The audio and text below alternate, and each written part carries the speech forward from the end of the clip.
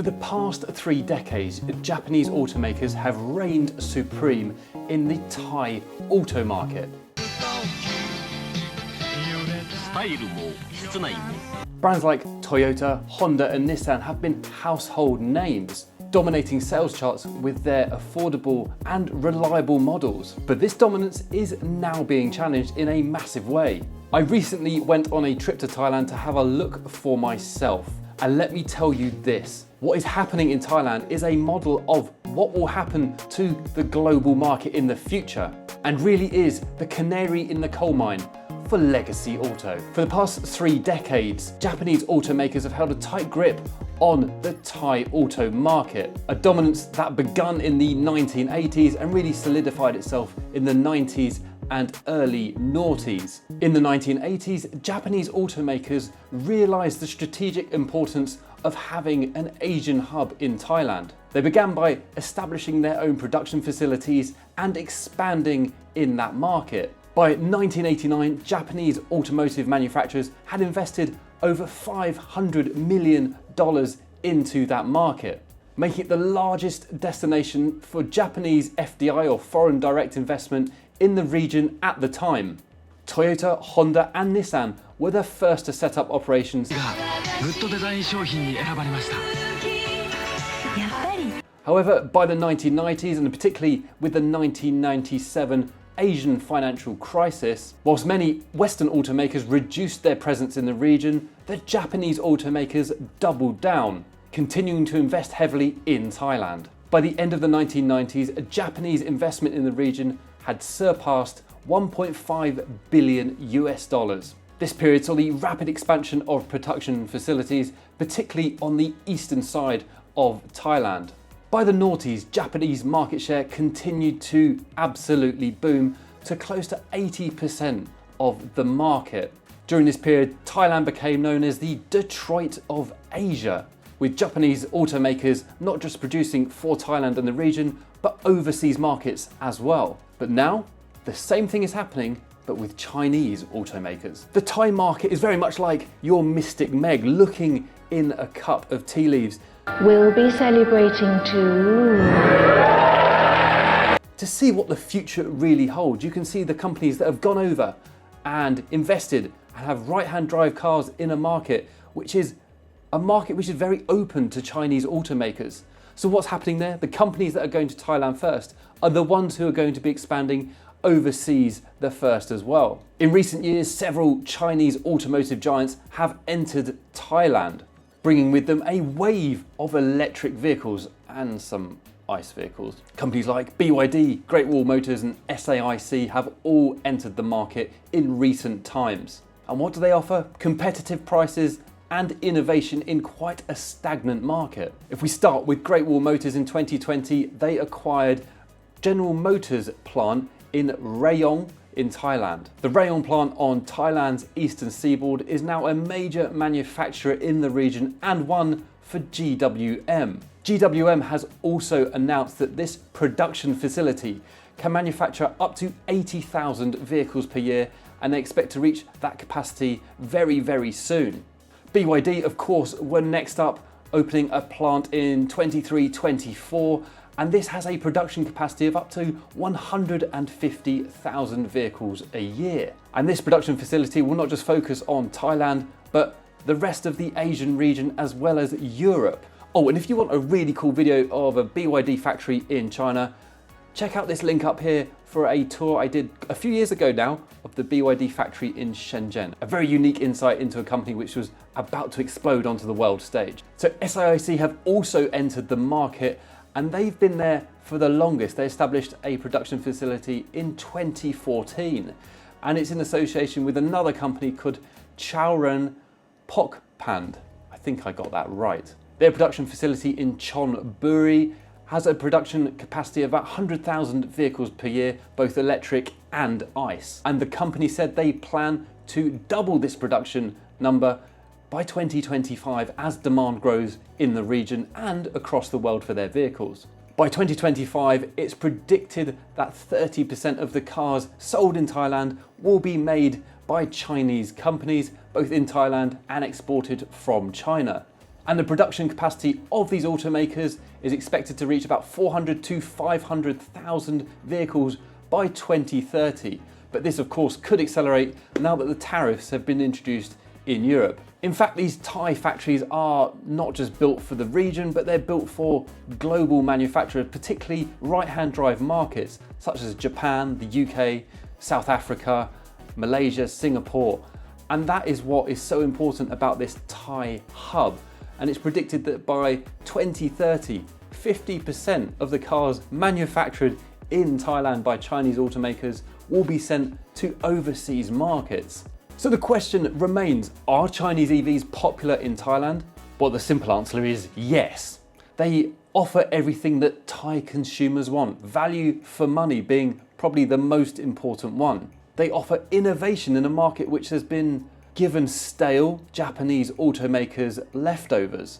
But also it's important to mention that the Thai government has given incentives for buyers to get into electric vehicles, as well as the subsidies for these factories to set up in the area. And last but not least, there is a growing environmental awareness, of course, of Thai consumers, much like Chinese consumers over the past few years. So the Thai government introduced incentives for the Thai market. So for EVs priced under 2 million baht, they have a subsidy of 150,000 baht, so about $5,000 off, which is quite significant for those cheaper and more affordable EVs at the lower end of the market, which are doing very, very well in Thailand. The cost of entry now is so much less for consumers for those lower priced models, so it just makes sense. Now let's talk about tariffs. We all know about the European tariffs for Chinese automakers, but in fact, it's almost the opposite in Thailand.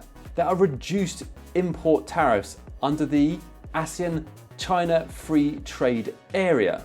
Now this lowers the cost of importing cars into Thailand. So for example, tariffs on Chinese EVs coming into the country are between 0 and 5%. Now if you take a tariff from outside the ASEAN area, it's closer to 80%. So you can see why they've gone into the Thai market. Now of course, these Chinese companies wouldn't come into the market without some benefits. So they're given very healthy tax incentives in order to set up their production facilities in the country. In fact, Chinese companies setting up in Thailand are eligible for a tax break for up to 8 years. Key for me is what is happening in terms of tech though, because this is what's swinging consumers over to these Chinese EVs. I mentioned earlier that the Japanese automakers have been throwing in rather stale cars into the Thai market. But the Chinese automakers are coming in with great infotainment, AI voice assistant, and really good battery technology. And Thai consumers are like, this is what we want. We want to switch over to these. Chinese vehicles have made a shift from being these low cost, low budget, not particularly good cars into being at the front of technology. That is really the key, that Chinese brands are now seen as the technology leaders. That used to be Japan, but even that has gone across to the Chinese brands these days. And again, that's really important because Thai consumers don't care that the brands are Chinese. Whereas we see in the press every day from the UK, Germany and America that people don't want Chinese cars, there's another 190 countries out there who really don't care. And that's what the Chinese automakers have very cleverly worked out. Thailand's shift towards manufacturing EVs could have significant impacts on other, especially right-hand drive markets across the world. Markets like Australia, New Zealand, Japan, Singapore, the UK, South Africa. With Thailand becoming a hub of manufacturing in the area and these factories already running almost at full capacity, we're going to see more of a flood of these Chinese EVs into those right-hand drive, critically important markets over the next few years. So hopefully it means we see cheaper, more affordable, more tech-packed cars at a reasonable cost in the markets such as the UK and Australia. It's what we've been screaming out for many years, but so far that hasn't come to fruition. But Thailand, I think, is the key. I need a key. Now, because they are being manufactured in Thailand, of course, that means lower labour costs, perhaps even lower than China. Now, with those savings, That means they can export these vehicles at an even lower price. So you should see cheaper GWM cars, cheaper BYD cars, and cheaper SAIC cars. We know battery costs are coming down. If you can get the labour cost down and the export cost down, you're going to have some really affordable models coming onto the market in the next 18 months to 2 years. If we look at Australia and New Zealand, they're already facing a flood of new Chinese EVs into the market. Of course, these are both right-hand drive markets, and already the expansion of the Chinese automakers is going at record pace, and it's going to start challenging the Japanese dominance in those markets as well, which have always been very JDM heavy for the past 20 to 30 years. Now, of course, Japan is a very strange one because Japanese automakers basically don't do anything. They have a couple of tokenistic cars, which I've reviewed on the Fully Charged show up here, very good cars. But the thing is, the auto manufacturers there are not giving the consumers what they want. Consumers there are buying electric cars, they're buying BYDs, they're buying Teslas.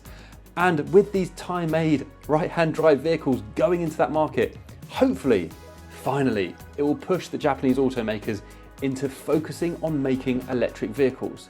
I can only hope. And of course, the UK, I can't forget the UK. It's going to be interesting to see what happens there. Europe, we're not part of Europe anymore, unfortunately, but it means that we don't have those same tariffs. This is a real opportunity for the UK, not only to maybe set up manufacturing hubs in the country, but also we can export those Thai-made right-hand drive electric cars to the UK, hopefully at an even more affordable price. There's really only two areas that I foresee being a problem of this overseas expansion. The first is brand recognition. But as you've seen with brands like Xiaomi, Zeekr, NIO, they're already becoming established as being very high quality and well made and fitting into the market exceptionally well already. I think that brand thing will only last for a few more years, and the legacy brands will only really have their heritage to hang on to in the future. The automotive world is changing very rapidly, and I think Thailand is becoming almost at the center of that transformation. What's happening there is going to have a global impact, and Thailand is going to become super, super important to the market. Will they be the next big thing in your country? Well, only time will tell, but keep your eyes on the Thai market, because what happens there is going to affect all of us.